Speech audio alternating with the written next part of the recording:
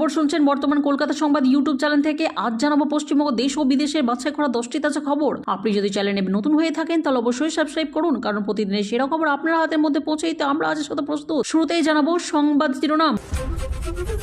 রবীন্দ্রনাথ শান্তি নোবেল পুরস্কার পেয়েছেন, বাংলার বিজেপি নতুন সভাপতির মন্তব্যে তুঙ্গে বিতর্ক। অজিত পাওয়ারের মৃত্যু, বদল করলেন সফরসূচি, আজ দিল্লি যাচ্ছেন না মুখ্যমন্ত্রী। কাক ভরে তোলপাড়, ব্যাগ খুলতেই চোখ ছানা ভরা কালমেঘ ছুটল দুধে পুলিশ অফিসারদের। সিঙ্গুরে শোরগোল, বিরিয়ানির টোপ দিয়ে স্কুল পড়ুয়াদের মুখ্যমন্ত্রীর সভায় নিয়ে যাওয়ার অভিযোগ। আনন্দপুর অগ্নিকাণ্ডে উদ্ধার আরও দেহাংশ, উদ্বেগ বাড়ছে নিখোঁজ পরিবারগুলির। উল্কা গতিতে উত্থান, আনন্দপুর অগ্নিকাণ্ডে ধৃত গুদাম মালিকের 7 দিনের পুলিশ হেফাজত। পাক জেলে গুরুতর অসুস্থ ইমরান, দ্রুত চিকিৎসা না হলে হারাবেন দৃষ্টি, বিস্ফোরক পিটিআই। ডিম হামলা, হাতাহাতি, ভাঙচুর, ভোটের মাঠে কথার লড়াই কি সংঘাতে গড়াচ্ছে। কাকা ছত্রছায়া থেকে পাওয়া রাজনীতির স্তম্ভ অজিতের মর্মান্তিক মৃত্যু। আসছি বিস্তারিত খবরে। বাংলায় এসেছেন বিজেপির সর্বভারতীয় সভানেত্রী নবীন। দুর্গাপুরে গিয়ে সভা করলেন আর বাংলার মাটিতে দাঁড়িয়ে বিশ্বকবি রবীন্দ্রনাথ ঠাকুরকে নিয়ে আবার বিতর্কিত মন্তব্য করলেন, যা নিয়ে একে দিকে হাসি রোল উঠেছে, অপরদিকে সমালোচনার ঝড় উঠেছে। বিজেপি নেতা থেকে মন্ত্রীরা আগেও একাধিকবার নানা বিতর্কিত মন্তব্য করেছেন বাংলার মনীষীদের নিয়ে। এবার বাংলা দাঁড়িয়ে সেই ধারা অব্যাহত রাখলেন বিজেপির সর্বভারতীয় সভাপতি। কবিগুরুকে নিয়ে এমন মন্তব্য যে করা যায় তা কেউ কল্পনাই করতে পারেননি। বিধানসভা নির্বাচনের আগে ফের বিতর্ক তৈরি হলো। এদিকে রবীন্দ্রনাথ ঠাকুর শান্তির জন্য নোবেল পুরস্কার পেয়েছেন, এই প্রশ্ন এখন উঠতে শুরু করেছে, কারণ এই মন্তব্যই করেছেন নীতিন নবীন। দুর্গাপুরের সভা থেকে এমনই কথা বলেছেন বিজেপির নবীন নেতা। আজ বুধবার দুর্গাপুরে বর্ধমান বিভাগে কার্যকর্তা সম্মেলন ভাষণ দিতে গিয়ে আবার বাঙালি অস্মিতাকে ভুলুণ্ঠিত করলেন বিজেপির নবনিযুক্ত সর্বভারতীয় সভাপতি। এই নিয়ে নীতিন বলেন, দেশসহ এই ভূমিকে যোদ্ধা ও কবিগুরু রবীন্দ্রনাথ ঠাকুর শিক্ষার জন্য নতুন পদ্ধতি দিয়েছেন, তার জন্যে তিনি শান্তির নোবেল পুরস্কার পেয়েছেন। এই কথা বলার পরই সেই ভিডিও সোশ্যাল মিডিয়ায় ছড়িয়ে পড়ে তুমুল বিতর্ক শুরু হয়েছে। এমনকি এই ভাষণের সমালোচনায় সরব হয় তৃণমূল কংগ্রেস, সিপিএম এবং কংগ্রেস। অন্যদিকে বিজেপি বাংলা এবং বাংলার মনীষীদের চেনে না। বারবার এই অভিযোগ তুলে রাজ্যের শাসক দল তৃণমূল কংগ্রেস, কারণ প্রধানমন্ত্রী খোদ সাহিত্য সম্রাট বঙ্কিমচন্দ্র চট্টোপাধ্যায়কে বঙ্কিমদা বলেছেন। কেন্দ্রীয় স্বরাষ্ট্রমন্ত্রী অমিত শাহ কবিগুরু সম্পর্কে বলেছেন রবীন্দ্রনাথ স্যানাল। এমনকি দেশভাগের জন্য রবীন্দ্রনাথ দায়ী থেকে শুরু করে বন্দে মাতরম, পঞ্চম জর্জের জন্য লেখা বিবেকানন্দকে অজ্ঞ বামপন্থী প্রোডাক্ট এর নানা মন্তব্য বিজেপি নেতারা আগে করেছেন। এবার নয়াক সংযোজন শান্তির নোবেল পুরস্কার পেয়েছেন রবীন্দ্রনাথ। বক্তা বিজেপির সর্বভারতীয় সভাপতি নীতিন নবীন। এছাড়াও আরো নানা সময়ে নানা বিতর্কিত মন্তব্য শোনা গিয়েছে বিজেপি নেতা মন্ত্রীদের গলায়। এবার জুড়ে গেল বিজেপির নবনিযুক্ত সর্বভারতীয় সভাপতির নাম। বিধানসভা নির্বাচনের আগে বিজেপির কার্যকর্তাদের দিয়ে বৈঠক নিদান দিতে গিয়ে বলে বসেন, কবিগুরু রবীন্দ্রনাথ ঠাকুর শিক্ষার জন্য নতুন পদ্ধতি দিয়েছেন, তার জন্য তিনি নোবেল শান্তি পুরস্কার পেয়েছেন। বুথ জিততে হবে, শক্তি কেন্দ্র মজবুত করতে হবে, এই সব মন্তব্য করার পর কি তা সম্ভব? উঠেছে প্রশ্ন।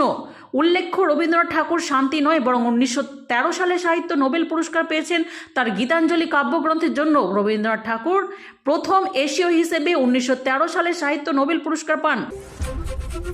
বিমান দুর্ঘটনায় মৃত্যু হয়েছে মহারাষ্ট্রের উপমুখ্যমন্ত্রী অজিত পাওয়ারের। মৃত্যু হয়েছে দুর্ঘটনাগ্রস্ত বিমানে থাকা আরও 5 যাত্রীর।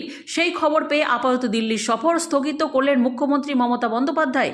অনিবার্য কারণে সফর বাতিল বলে সূত্রের খবর। আজ সিঙ্গুরে সভা করবেন রাজ্যের মুখ্যমন্ত্রী মমতা বন্দ্যোপাধ্যায়। সেখান থেকে দিল্লিতে যাওয়ার কথা ছিল মুখ্যমন্ত্রী, কিন্তু সে পিছিয়ে দিয়েছেন তিনি। এদিন সকালে মহারাষ্ট্রের বারামতি বিমানবন্দরে বিমানটি জরুরি অবতরণ করার সময় হুড়মুড়িয়ে ভেঙে পড়ে।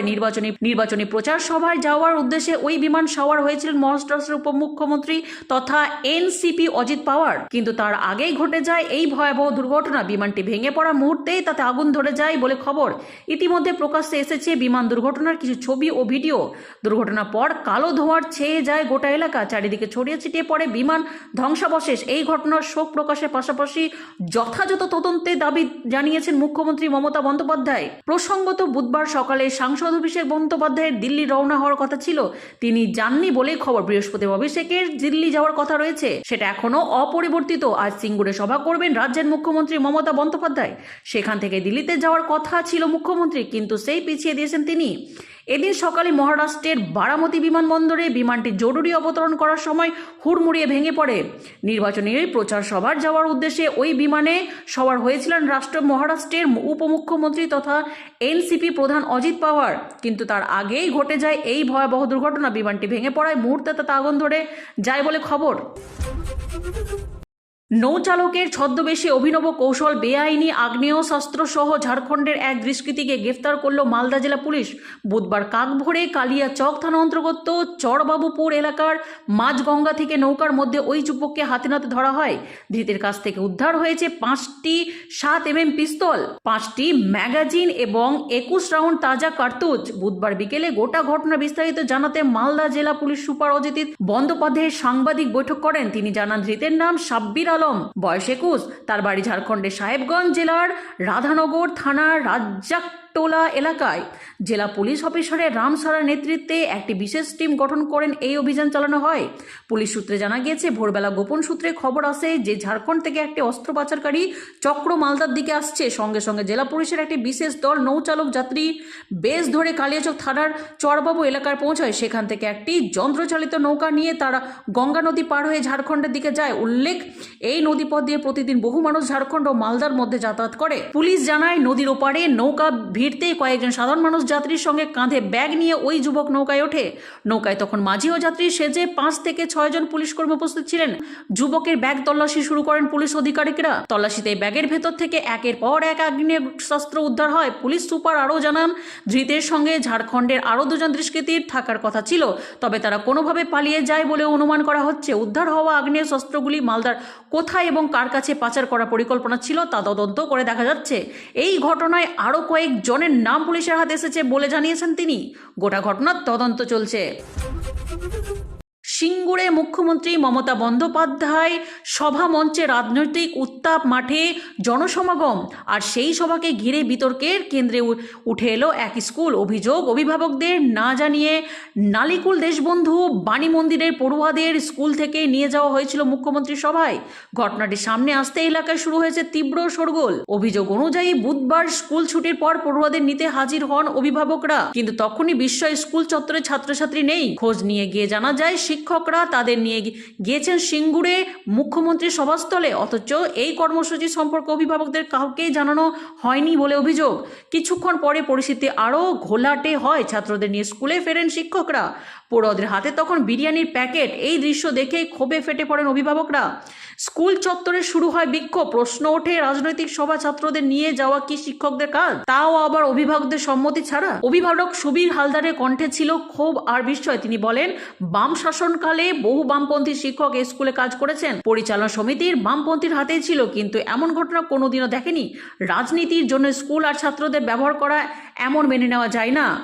আর এক অভিভাবকের আশঙ্কা আরো গভীর। তার কথায়, আজ সভাকাল আবার কোথায় নিয়ে যাবে সেই ভরসা কোথায়? এরপর থেকে তো সন্তানদের স্কুলে পাঠাতেই ভয় করবে। ঘটনা প্রকাশ্য আসতেই এলাকা তীব্র প্রতিক্রিয়া তৈরি হয়েছে। সামাজিক মাধ্যমে প্রশ্ন উঠেছে, শিক্ষাদানের পরিবর্তে শিক্ষকরা কি শিক্ষা দিচ্ছেন পড়ুয়াদের? তবে বিতর্ক যতই তীব্র হোক, এখন পর্যন্ত এই বিষয়ে নালিকুল দেশবন্ধু বাণী মন্দিরের কর্তৃপক্ষ কিংবা শাসক দলের কোনো নেতার প্রতিক্রিয়া পাওয়া যায়নি। নীরবতা আরও প্রশ্ন বাড়াচ্ছে। আনন্দপুরের জোড়া গোডাউন অগ্নিকাণ্ডে এখনও চলছে উদ্ধার কাজ। বুধবার মৃতের সংখ্যা বেড়ে দাঁড়ালো 11তে। দুর্ঘটনাস্থল থেকে এদিন উদ্ধার আরও 4 জনের আধপোড়া দেহাংশ উদ্ধার করা হয়েছে।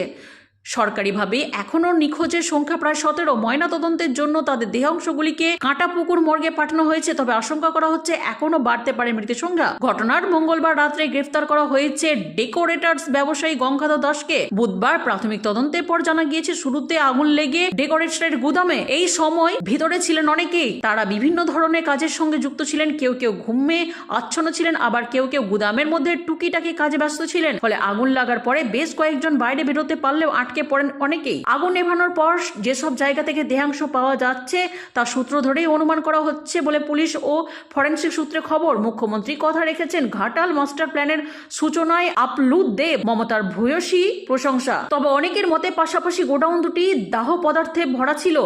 আগুন নিয়ন্ত্রণেও কোনো ব্যবস্থা ছিল না, ফলে খুব সহজে আগুন হু হু করে ছড়িয়ে পড়ে।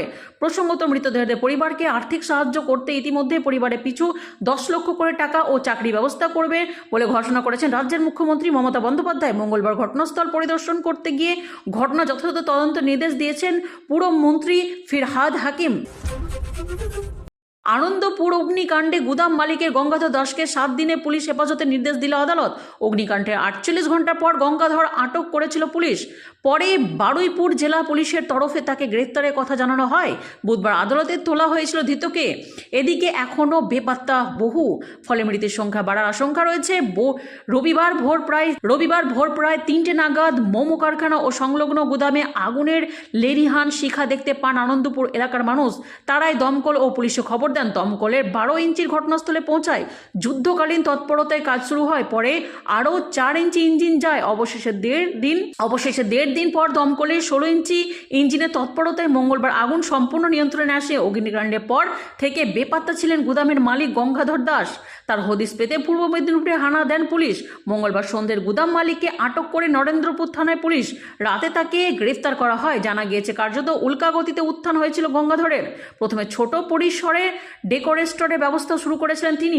প্রথমে জেলার মধ্যেই ব্যবসা করতেন, প্লাস্টিক ফুল দিয়ে সাজাতেন অনুষ্ঠান স্থল। পরে বিদেশ থেকে সামগ্রী আমদানি শুরু করেন। বছর 15 আগে খেয়াদহে প্রথম কারখানা ও গুদাম খোলেন, সেটিও পুড়েছিল আগুনে। তারপর দ্রুত গতিতে এগিয়েছেন গঙ্গাধর। অল্প সময়ের মধ্যে ব্যাপক সম্পত্তির মালিক হয়ে গিয়েছেন তিনি। পুলিশ সূত্রে খবর, গ্রেফতারির পর গুদামি মালিক এই ভয়াবহ দুর্ঘটনার চাপিয়েছেন মোমো সংস্থার ঘাড়ে। জানা গিয়েছে যে গুদামে আগুন লেগেছে সেখানকার পুরো জমিটারই মালিক ছিলেন গঙ্গাধর। মোমো কোম্পানি ডেকোরেটরসের গোডাউন লিজে নিয়েছিল। প্রসঙ্গত, আনন্দপুর অগ্নিকাণ্ডে এখনও পর্যন্ত মৃতের সংখ্যা 16। 15 জন নিখোঁজ বলে খবর। পরবর্তী মৃতের সংখ্যা আরও বাড়ার আশঙ্কা রয়েছে।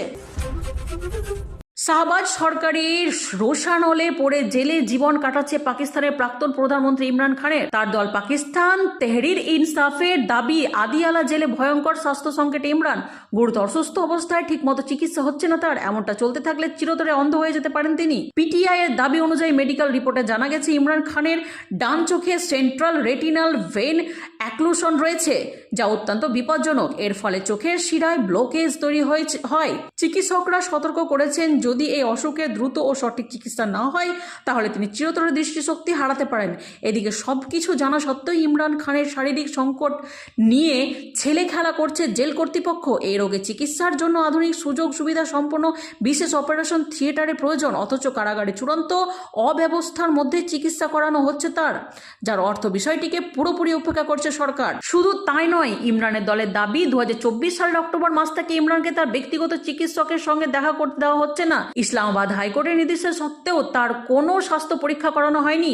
2025 সালের আগস্ট মাসে নিয়মিত চেকআপের পর একটি আবেদন জানানো হয়েছিল, যা এখনও বিচারাধীন। তার পরিবারকেও তার সঙ্গে দেখা করতে দেওয়া হচ্ছে না। উল্লেখ, 2023 সালে 5 আগস্ট তোষাখানা মামলার গ্রেফতার হয়েছিলেন ইমরান। প্রথমে তার ঠাঁই হয়েছিল পাঞ্জাব প্রদেশের অটক জেলে। সেখান থেকে তাকে স্থানান্তর করা হয় রাওয়ালপিন্ডির আদিয়ালা জেলে। গত 3 বছর ধরে এই জেলেই বন্দী তিনি। কেবল ইমরান নয়, এই পরিবারের অন্যান্য সদস্যেরও হেনস্থা করা হচ্ছে। সব মিলিয়ে 200 এর বেশি মামলা ঝুলছে ইমরানের বিরুদ্ধে। যদিও তেহরি ইনসাফ নেতার দাবি, রাজনৈতিক ষড়যন্ত্র করে তাকে গারদের উপরে আটকে রাখা হয়েছে। বর্তমান কলকাতার সংবাদ এখানেই শেষ হলো। দেখার জন্য অসংখ্য ধন্যবাদ। লাইক, শেয়ার ও সাবস্ক্রাইব করে পাশে থাকুন। দেখা হবে পরের ভিডিওতে বর্তমান কলকাতার সংবাদের সঙ্গে।